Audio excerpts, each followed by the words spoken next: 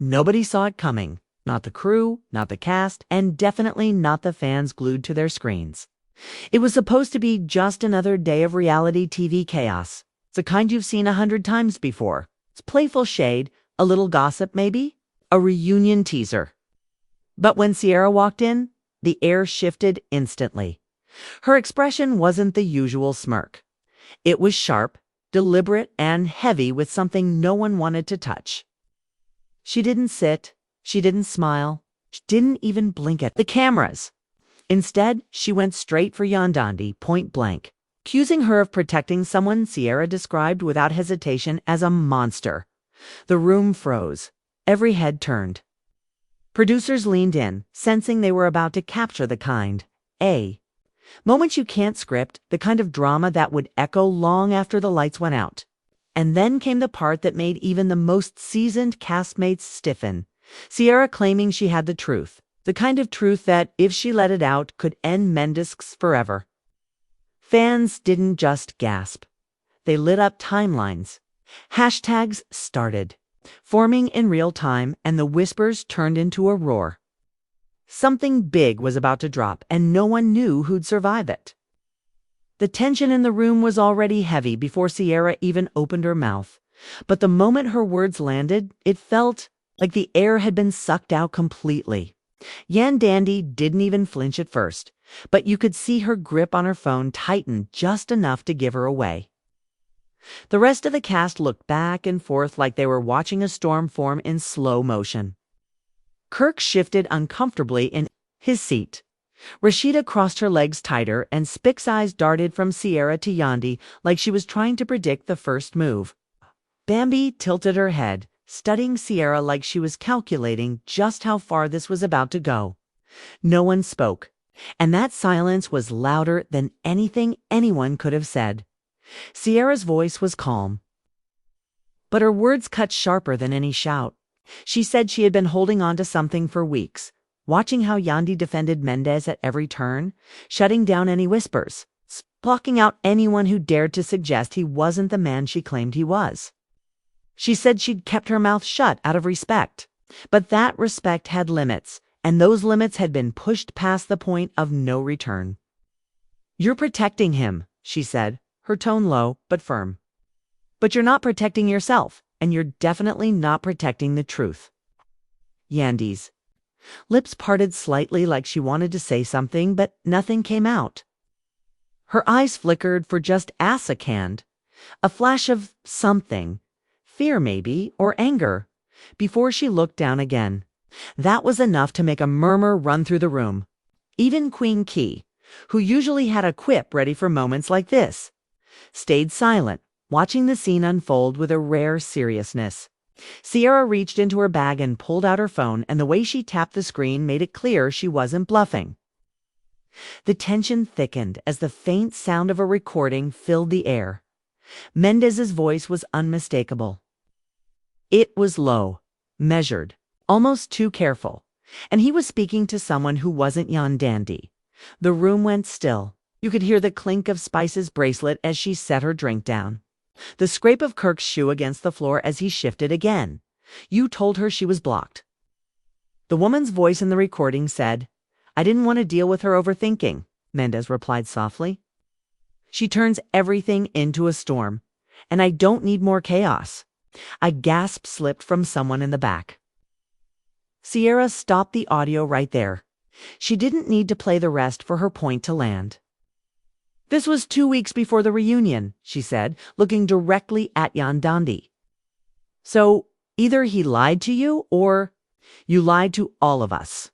Yandy leaned back slowly, crossing her arms over her chest. Her voice was steady but tight when she finally spoke. "And what does that prove? That he did cut someone off when he said he would. That's not exactly news." Sierra's head tilted slightly, her eyes narrowing. "It proves he's still in contact with someone he swore he'd cut. Ties with it proves you knew it and still tried to paint me as messy when I called it out before." Bambi let out a short laugh.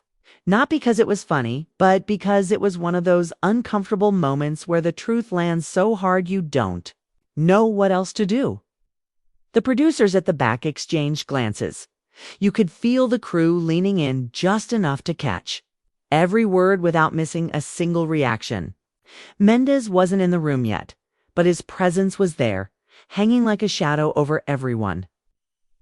Sierra looked around the circle, her gaze stopping on each person just long enough to make them shift in their seats.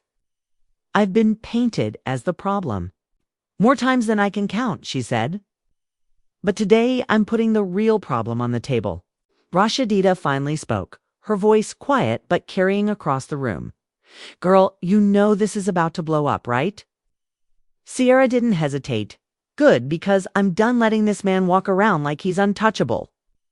Queen Key let out a low whistle, muttering under her breath about how the internet was going to eat this up before the day was even over.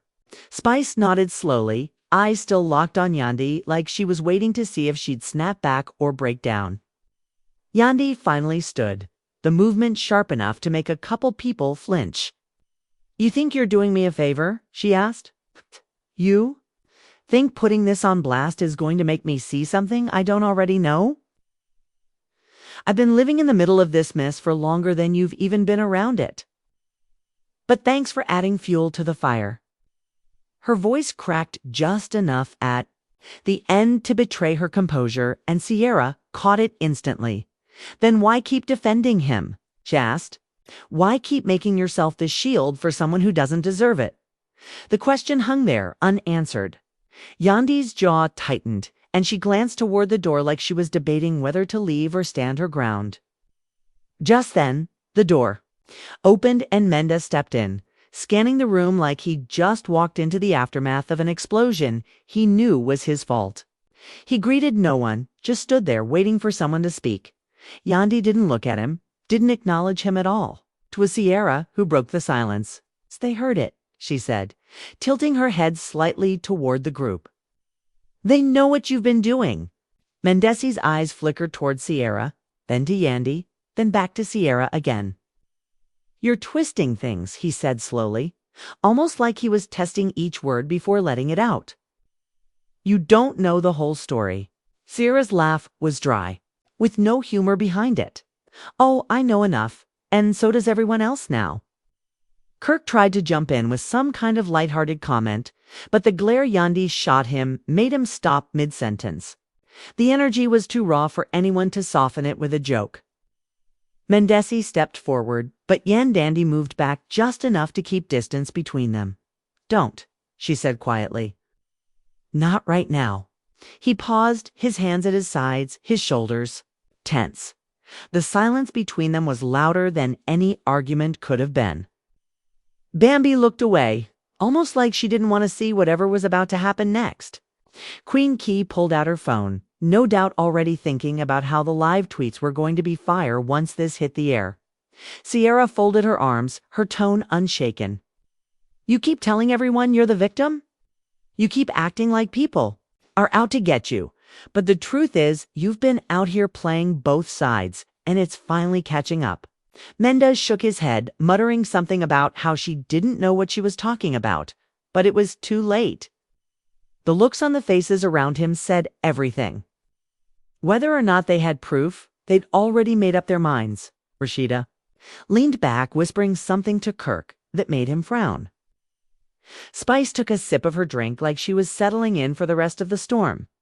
Yandy still hadn't looked at him, just stared at the floor, her hands clenched at her sides. Finally, she took a slow breath and said, "If there's more, Sierra, you might as well just let it out because I'm done trying to hold this together." That was when Sierra's eyes flickered with something dangerous, like she was holding back just enough to keep everyone guessing. "Oh, there's more," she said softly. "There's always more when it comes to him." Mendeecees' eyes narrowed, but there was something else there too. A flicker of uncertainty, the kind you see in someone who suddenly realizes they don't control the narrative anymore. The room stayed dead quiet. The only sound? The low hum of one of the overhead lights. Spice leaned forward in her chair, elbows on her knees, not even pretending to hide her interest. Bambi tilted her phone slightly, screen still lit as if ready. To hit record at any second, Rashida glanced toward the producers at the back, silently asking if they were really going to let this go on without stepping in. The producers didn't move. This was gold. Sierra took her time, not rushing her words, letting every second stretch. I sat on this for a long time, Shahzaid eyes never leaving Yandy's face. I thought maybe you'd figure it out on your own. Maybe you'd stop protecting him. But watching you sit there defending him while he's doing the exact things you swear he's not, I couldn't keep quiet anymore. She tapped her phone again, and this time the recording started mid-sentence. It wasn't just Mendeecees' voice this time. There was laughter, low and intimate, the kind you don't fake. Then his voice softer than before. You know, I can't leave right now. She's watching me too close. The room went still again. Yandy's head dropped slightly, her hair falling forward like a curtain. No one could see her face.